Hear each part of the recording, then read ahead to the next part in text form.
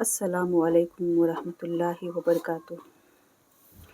ہمارے پیارے نبی صلی اللہ علیہ وسلم کا فرمان ہے، جو شخص صدقہ کرنے کی قدرت نہیں رکھتا، اس کا اللہ پاک سے حضور صلی اللہ علیہ وسلم کے لیے رحمت کی دعا کرنا یعنی درود پاک بھیجنا اس کے لیے صدقہ ہے۔ سبحان اللہ۔ صلو علی الحبیب صلی اللہ تعالی علی محمد صلی اللہ علیہ وسلم۔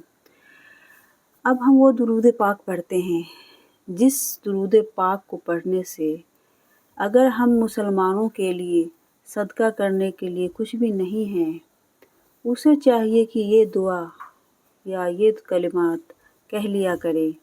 ہمارے پیارے نبی صلی اللہ علیہ وسلم کا فرمان ہے اور وہ درود شریف ہے، اللہم صلی علی محمد عبدک ورسولک وصلی علی المؤمنین والمؤمنات والمسلمین والمسلمات۔ اس درود پاک کا ترجمہ ہے، اے اللہ اپنے بندے اور رسول حضرت محمد صلی اللہ علیہ وسلم پر رحمت نازل فرما، مومنین و مومنات اور مسلمان مردوں اور عورتوں پر بھی رحمت نازل فرما۔ سبحان اللہ۔ اس درود پاک کو پڑھنے سے سارے مسلمانوں کو صدقہ کرنے کا ثواب مل جاتا ہے۔ الحمدللہ۔